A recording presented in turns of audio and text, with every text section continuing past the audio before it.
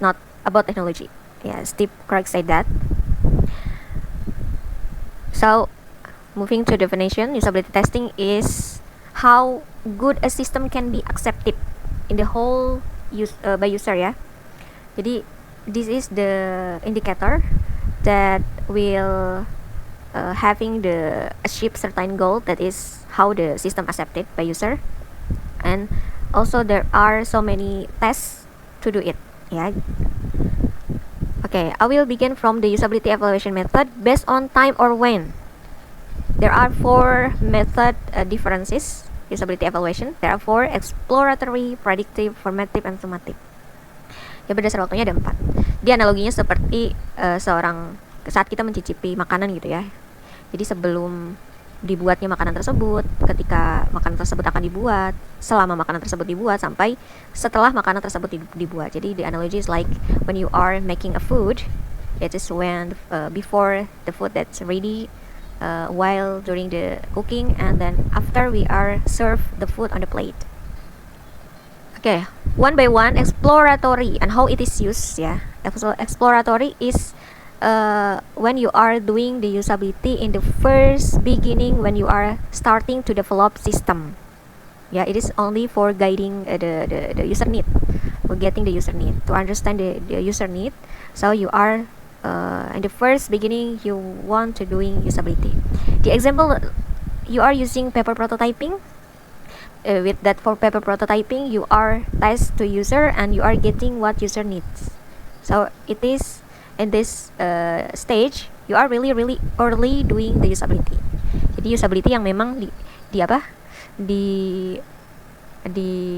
dilakukan di awal sekali gitu ya, untuk menggali kebutuhan pengguna.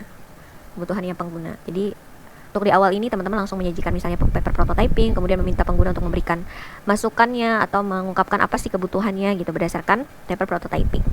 Jadi tidak ada produk yang dihasilkan, belum ada gitu ya. Hanya fokus kepada eksplorasi kebutuhan pengguna. The second one is predictive ya. Predictive nih, how well. Nah, ini biasanya dilakukan oleh experts. It is done by experts usability ya, to get the usability issues. There are 10 principle. We call it heuristic evaluation, which is you guys already learned it in the last meeting yang pernah kita bahas ya. 10 heuristic evaluation, like match between system and status, control and freedom, documentation. There are 10 heuristic evaluation, and this is a method that's only done by expert. Jadi yang melakukan ini adalah seorang pakar yang melakukan heuristic evaluation. Jadi itu juga adalah cara untuk melakukan usability gitu ya. Jadi banyak sekali, so many ways you guys doing the usability testing is not only SUS. And the third is formative. How can it be better? It's will be implement during the development process ya, to find and fix usability issues. Usually there are a beta version ya, in mobile apps or website system. We having a beta version, and then we are doing the testing usability session to see how there are specific usability issue or not. Yeah, and for this is done with user ya, dilakukan oleh user dan by user. Jadi selama proses pengembangan. Jadi tadi di awal, terus ini selama proses pengembangan. Nah, terakhir summative.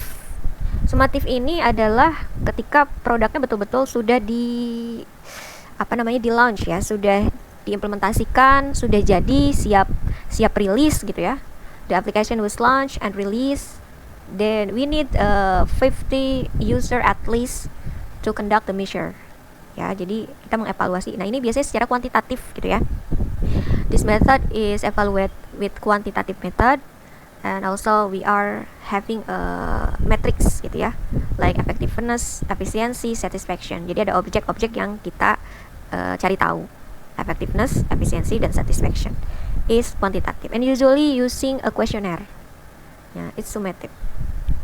So if we can say the illustration or infographic with the usability testing based on who the participant is here ya. Jadi ada yang masuk kategori analitik tadi ya. Ada yang masuk kategori analitik. Kalau tadi kan berdasarkan waktunya ya.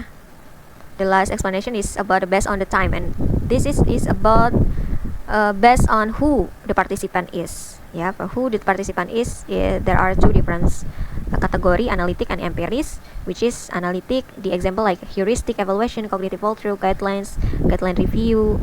It is done by user. Jadi dilakukannya oleh siapa? Oleh pakar.